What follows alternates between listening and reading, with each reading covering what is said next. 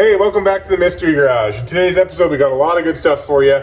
We get you updated on what's going on with the Mk2 GTI here. We also have exhaust upgrades, brake upgrades, suspension upgrades, and a bunch of stuff to get we work on this car. We also got some new wheels for it, so lots of cool stuff happening in today's episode, so let's get into it.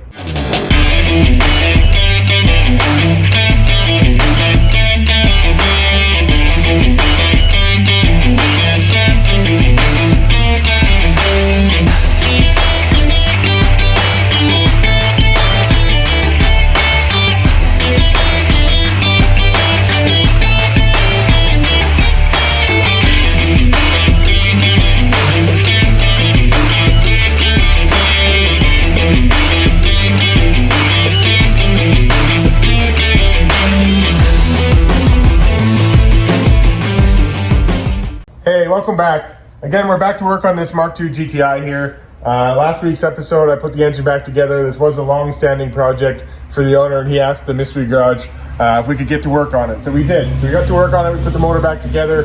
Everything was ready, and we ended the episode when we said the owner was going to come by and turn the key to the first time. So let me show you a little bit of footage about that.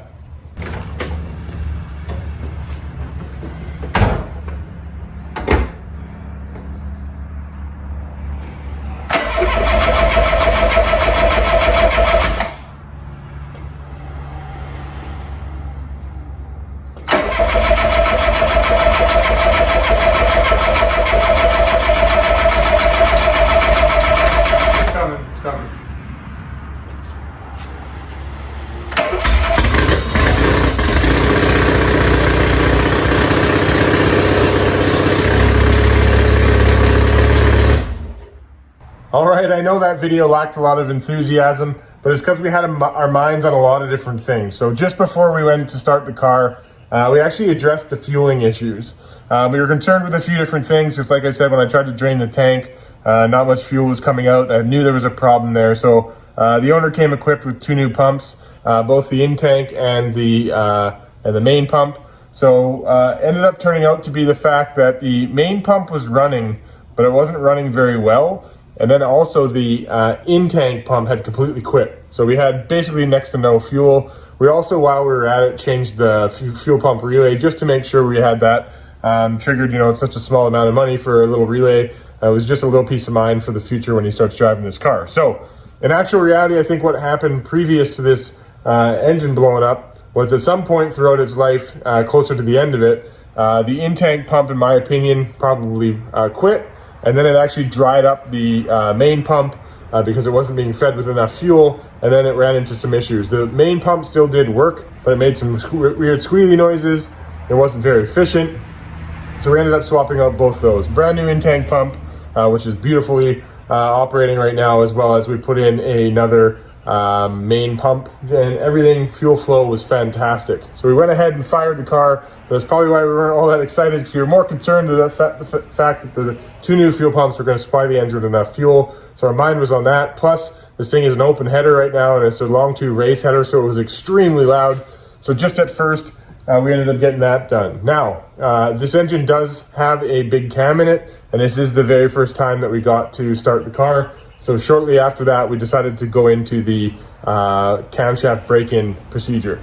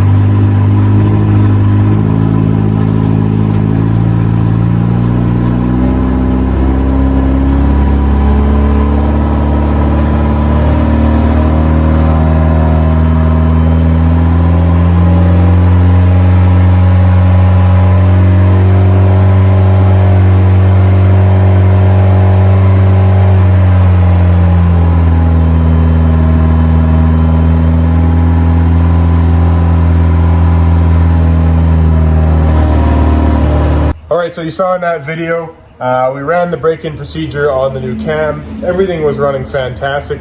The one thing we weren't getting was in-cabin heat. We were just kind of checking all the options there during that procedure. We did have some minor little adjustments when we fired the car up and had it running for a little while. We realized there's a little bit of a fuel leak at the injectors.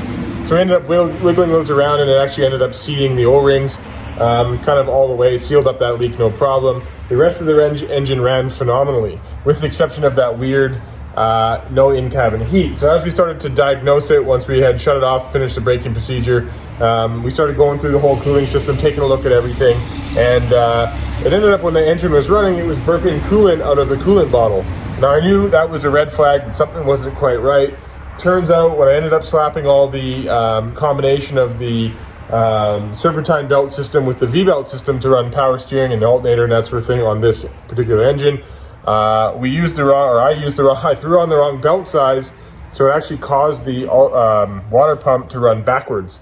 So that caused some weird coolant flow issues. So we ended up changing it to a longer belt, which was my mistake. Put a longer belt on there, and we had the functionality of the water pump in the right direction, and everything works fantastic. In-cabin heat and everything was great. I just wanted to explain that to you guys, just because I want you to know that not every build is expected to come out perfect when you turn the key for the first time. In this case, we had some minor things to work on, a little fuel leak, that water pump issue, but we got it sorted within half an hour, and now this thing runs beautifully. But after we've done the cam break-in, it does require another oil change, so today we're going to do that, and then we're also going to get to work on putting on the exhaust, because I can tell you this thing is phenomenally loud with that long tube race header on there from Eurosport. And I think it's time for us to just put an exhaust on it. So in a previous episode, you've seen me do all that. So we're just going to jump into kind of watching me do it in time lapse. Again, we start by laying it all out on the floor. Then we move it under the car. We hang it all up, make sure we're happy with that. The one thing I am going to do in this exhaust system that I did differently than the last one is that I'm going to put a flexible joint in this one, because that long tube race header doesn't have a flex in it, nor does the exhaust system from Tectonic Tuning, and that's what we're using again. Man, they should also sponsor this channel, because I use a lot of their parts. I really do love their stuff. But anyways, the Tectonic Tuning doesn't have a flex, because in a standard Mark II scenario, or even a Mark I, most of that flex joint is in the downpipe.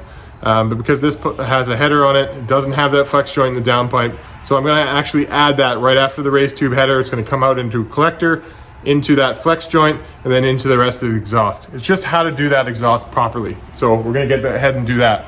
So right now I'm just going to get to work changing the oil first, then we're going to jump into the exhaust system. We're probably going to watch it all in time lapse. So let's get to work. I came from the mud. There's dirt on my hands.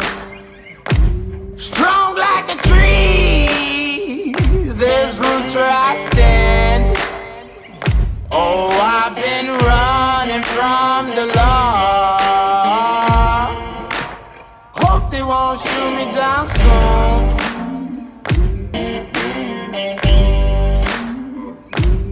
They sing on a sleepless night.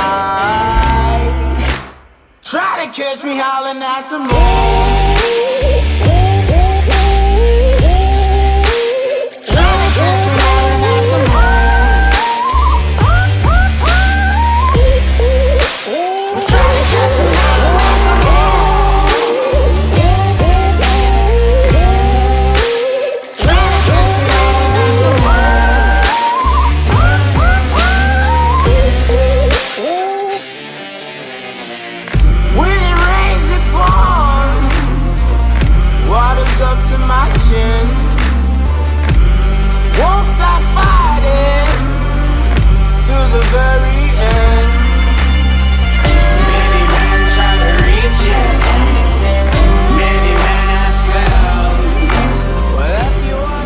Exhaust is all on. Let me show you, let me climb under there and see what I can show you. All right, so you can see how long that long tube header is. You can see I welded in the collector there, and then it goes to a flex just to allow for a little bit of exhaust movement, expansion, that sort of thing. And then we go all the way down to the resonator. And then after the resonator, we go out the back box. And it's the same deal. I welded everything I could weld. There's only two exhaust hangers there because that's where the hanger mounts. So it's that one, and there's one right there. And then everything else is welded. and it sounds awesome, but I'll show you that later in the episode. Next, we're gonna jump into suspension upgrades. So for suspension, what do we got here? Well, car came equipped with some older Joms, and we all know how we feel about those. So those will be coming out. When he had the old motor out, he actually went ahead and put in new outer tie rods, new inners, put a new ball joint underneath there. But he didn't do the bushings on the control arms, and he wanted to change these out. So what he went and grabbed is we have all new control arms with sway bar bushings, everything. We're going to be changing all that, all new bushings in these control arms, as well as an awesome set of ST coilovers, which is, for anybody who doesn't know, made by KW. It is definitely a step up from the SoloWorks program. A great set of suspension that he picked up, so I'm super excited to get this thrown in, because right now obviously this car has the Jom set up, and I can tell you the way he's doing this, what he's provided me with to set him up for it, he's doing it the right way to get every penny out of these coilovers with a nice tight suspension all the way around it. Because if you go ahead and throw in coilovers and all your bushings are, you know, loose and, you know, worn out and that sort of stuff, you're not going to get the optimum control out of these coilovers. So the way this is set up, he's going to get exactly that. And another thing that's really nice about these two is they have these, they're not straight up plastic, they're another material, but they're collars that don't actually corrode. So down the road, it'll be really easy for him to adjust height if he ever wants to do that, which is a pretty cool option on these STs. So anyway, let's go ahead and get this suspension in that car.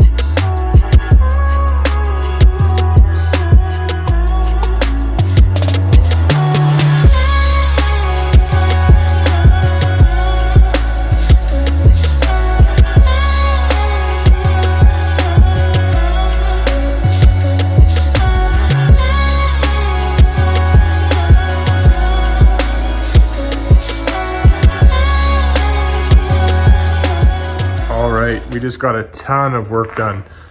So you take a look at the suspension that we pulled out. This stuff is just junk. I tried to see if this would even undo. You can see I cleaned it up and lubed these threads.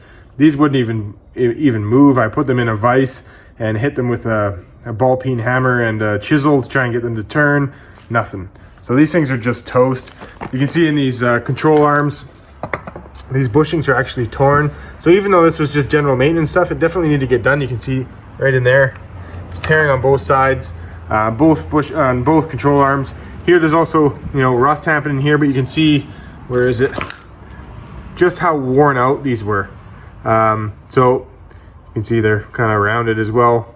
Definitely stuff that just needs to get done. If you're gonna spend the money and the time to put in brand new coilovers, you might as well make sure that you get the maximization out of it by doing everything that you, doing everything around it to get as little movement out of the suspension as possible. And you can see brand new control or sway bar bushings, brand new control arms, bushings in that. You'll see that I dropped the subframe as well because there's bushings in here for the sway bar as well. We went and did everything. So new bushings obviously in the control arms. So that way we're gonna get maximized usage out of this brand new suspension, which looks amazing, by the way. Fits really well. We even did the top. I did all the top bushings up here, so the strut tops, so everything is all brand new, which is nice. In the back, we got the coilovers in there, all adjusted from what I believe to be accurate. I'm gonna hope when we put it down on the ground that everything's gonna work out in my favor. I also went ahead and put a brand new clutch cable in there. You guys saw that in the time lapse. It's pretty easy. It goes through the firewall and hooks onto the clutch pedal and then comes out here, and then you just figure out the adjustment on the pedal and you turn this to adjust it. It's not all that complicated. Anyway, so everything on the suspension is set up. It is going to need a alignment once we get it on the ground. Soon after we drive it and work test it and that sort of stuff, we'll send it off for an alignment. The owner's gonna have to take care of that part. I was going to do the rear disc conversion today, but I didn't really want to show that in time lapse. So I think I'm going to use it as a different episode to kind of go through the conversion of how to make drums discs, because I feel like this is going to be, first of all, this exact same method works on Mark 3s, 2s, and 1s in doing a conversion from drum to disc. So this is a great informational tool for you guys when we start doing it, as well as just seeing how kind of easy it is to do the conversion in your own garage. You know, I don't have everything I do here, I don't have any specialty tools, but we can easily get maximized performance out of this car by swapping over to disc brakes. So I think we're gonna do that in a different episode. So what we can do right now, because I'd like to get this car out of the garage, do some more testing of it. We actually do have insurance now, so I'd like to get it out on the road, do some, you know, rundowns of it, make sure that everything is running great before we give it back. But in order to do that, we need to get wheels on it. The owner has secured some used wheels with brand new tires on it. So we're gonna go ahead and mount those up and get the car down the ground. Let's do it.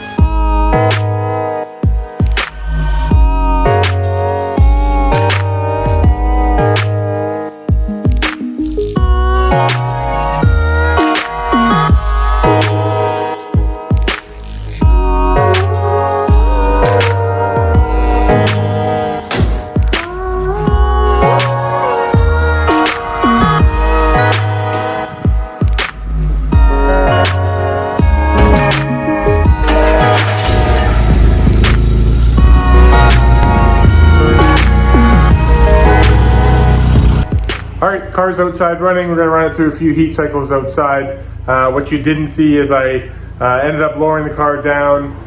Suspension wasn't exactly level or accurate, so back up again, adjust the coilovers, back down again, not quite happy, up again, adjust the coilovers, back down again. This car isn't slammed out, but the owner really wants to be able to use and drive this car, so I'm not going to slam it right to the ground. I want to make sure it doesn't rub. So it is pretty low, but it's not, you know, over the top low. Which I think is very fitting for this type of car. It's going to be used, it's going to be driven, which I think is awesome. Also, I had to play a little bit with the camber to make sure that it was fairly within reason of alignment, because we're going to get a little bit of a, you know, shakedown on this car. I'm going to be doing that, and I want to make sure that my alignment isn't way out while doing that before it hits the alignment shop. So while it's warming up and while it's running through some heat cycles, let's take a look at it.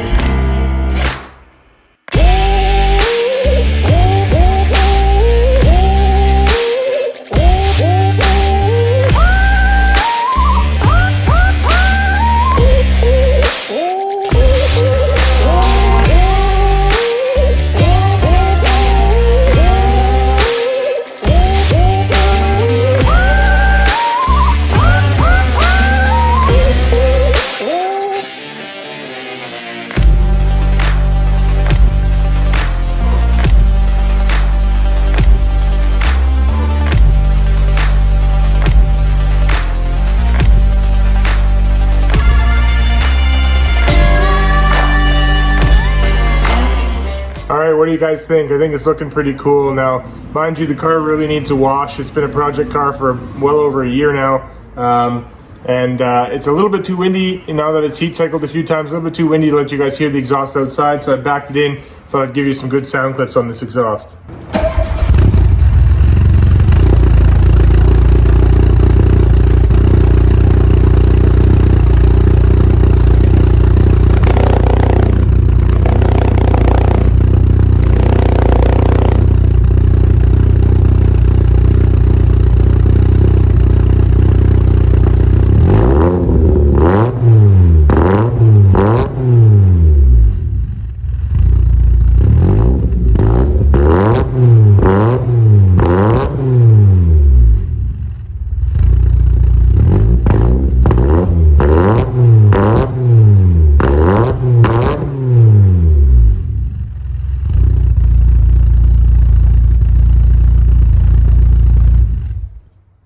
How awesome does that sound? This car is looking really good. You know, a little bit of tweaks here and there, but we're starting to finalize this build. And I know the owner's gonna be super, super happy when he gets this car back. Now I think I'm gonna end the episode here. Thank you very much for watching. Those that are new to the channel, welcome. I hope you like the content we show on the channel here. For those who've been around for a long time, thank you very much for watching. I really do appreciate it. But for the rest of today, I'm actually gonna take this car for its first shakedown, and I'm super excited. Till next time, guys, thanks very much. Take care.